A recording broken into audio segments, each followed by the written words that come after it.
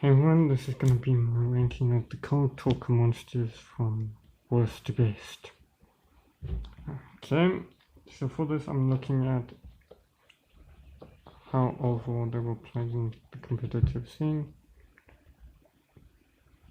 I am not looking at them being played now I'm looking at throughout the time they've been released. So bottom of this list is Power Cold Talker. He's pretty much never been played pretty much was because one, he requires 3 monsters instead of the standard 2 than all the other Cold Talkers have. He can once per turn negate a monster's effect on the field, but it's only during your turn, so it's not a quick effect. And also his quick effect is distribute a monster points to double the doing damage calculation. That could just, he could have just put the quick effect for the negate instead of on the damage count, because everyone knows if it's damage count you pretty much can do it. Pretty much is a quick effect, so yeah. He's also the only fire Cold Talker, but even then that's not enough to get him to play in Cold Talkers anyway. Next we have the second Cold Talker ever released in Cold Talker. He requires 2 cyber monsters. He was played, I believe, on release, but then people realized how limited he was. And once per turn before damage calc, if a monster is points to battle with an opponent's monster with higher attack, then you can make monster unable to be destroyed by battle. Also, you take no battle damage. Okay, that's fine, but that's a really weird effect to give a monster these days, since attacks king isn't really the main way people try to win. And then from the battle, after the damage, have this card 1 monster points to gain attack equal to attack of the battled opponent's monster. So you could try and sack a monster and use its effect to protect it, so this monster could gain attack. Yeah, nobody uses it because one, light Cold Talker plus this bitter light Cold Talker, and it's really risky to use this effect because it's easy to negate. Also, it can't help set up the Cold Talker combo, but it's just good to have this now. After that, we see one of the Cold Talkers that do see play, but not for reasons you think. It's Shooting Cold. He does see play. His effect can be played in Cold Talkers. He mostly only sees play because he can easily search special summon monsters like Scriptor and Seer Archive. He can even search Code Radiator, which was released in the same set. He also has the draw effect, but he has to destroy monsters, and he can only attack extra times up to the number of party points to. He is actually unaffected by Update Jammer's effect if you use Update Jammer to go into him, because of him already having the effect to attack extra times if he points to a monster. And also there's better cards to use Update Jammer on. He can't OTK, he's mainly used for searching of code deck, and if I want I can use him for extra draw power, and that's about all he's used for. His main use other than that is to try and set up the extra link. Next is the link 2, and the first one we got is Cold Talker. He's only ever used to set up the combo for the link. He's not used for his actual effect where he can't be destroyed by battle upon his card effect. Unless it is pointed to a monster, no one uses that effect. He's very generic, requiring to affect monsters, but no reasonable thinking deck other than Cold Talkers would use this card. And even then, Cold Talkers mainly only use it to start the combo.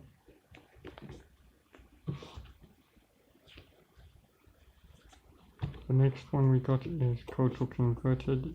He is used for his effect, and that is if this card is link summoned, you can special summon one service monster from your hand. Chaining his effect with Cold Deck while you have some power exceeding hand. You could search first a light monster, let's say Lady Debug, and then special the Lady Debug of his effect to your zone it points to. He will often be in the middle zone because he's not the thing we go into first, and relatively speaking, he's also pretty limited. He only sees playing Cold Talkers, but that's fine because Cold Talkers are the only deck that really benefits from this card existing. The next code to come on the list is Encode. While this card is linked to summoned, you can choose an unused main monster zone and it can't be used. But it's up to the number of monsters in the extra monster zone, which is normally 1 when you summon this guy. And what you do with him is you could essentially U-link, but then also block off a zone to prevent them from using that zone. And he's the main way we get to stuff like Parallel Exceed or Linking Purify. And his main purpose is just to either, if Parallel Exceed's in your hand, to be Dokkan used to get Parallel Exceed on the field. He's also pretty good at just helping other monsters because they gain 500 attack if you point to them and they can't be destroyed by card effects. That's very good, and he's very useful in that regard. Next, in third place, we have the original Code Token, Decode Token. This, when Link Monsters came out, this was actually a very played card to my knowledge. And gains 500 attack for each monster it points to. When your opponent activates a card that targets a card you control, quick effect you contribute and negate that effect. This negation isn't that useful because it requires you to tribute a monster Decode Token points to, and I guess if you're playing the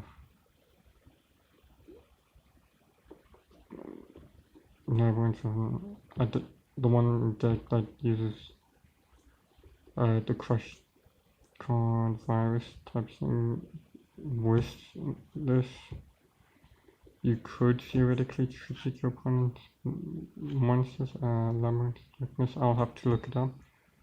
But in short, you could use this card in chain with that deck to tribute your opponent's monsters to negate effects rather than tribute your own. And the only reason this card doesn't see play anymore is there's been better generic Link monsters released. And I'm only ranking him here on his release because it was well played. And next and second we have Transcode. He's pretty much a combo extender and a beat stick all in one. He was abused with the update Jammer combo to go into him to instantly win the game. And this was in both Solid and just a standard cyber stomp, because with cybers in general it's easy to just go into Link monsters, and the fact that he makes it so your monsters can't be targeted or endgame 500 attack explosion means that this along with update jammer became OTK machines. And that's that. Next we have the golden middle of the code talkers, and that is access code. It can't be any other code talker because this card's going to see play in any sort of Link deck. He's been played in any deck that abuses Link summoning. Your opponent can't respond to his card effects, but you can, which kind of makes him a spell speed 4 against your opponents, but spell speed 2 for you. But what people would often do is have him be the last effect in a chain, And the fact that he also gains attack if you use Link Monster, and its link rating times 1000 becomes the additional attack. Plus, this transcode or X-code, you can give him extra 500 attack. Plus, he's the much more consistent update gem OTK card. And the fact that he is popped, he pops cards and your opponent can't do shit about them, means that, well, you can win by screwing your opponent over. And the thing is, in any deck you would just put a bunch of different attribute link monsters in grave to try and get his effect off. And at most you would put like 3, because that's all you need to pretty much clear the board, because there are very few decks that end a board with more than 3 cards on the field that are actually threatening, because with access, even if you have like Nibiru on your field, you could still technically get into this card, because you could use Nibiru as one of the links. And this fact that it requires effect monsters, which are prevalent in general, and it's a dark type, which is one of the most useful types in the game, as well as being generally fun to play. The only reason I would say access code goes lower than transcode is how hard access code actually is to get. If you were talking about how difficult these cards are to obtain, access code would get the golden medal of both being difficult to obtain and least amount of printing of any code talker.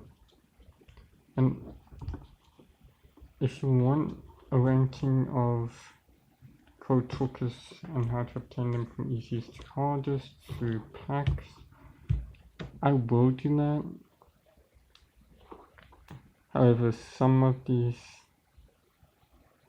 are much easier or much harder than other cards to get. So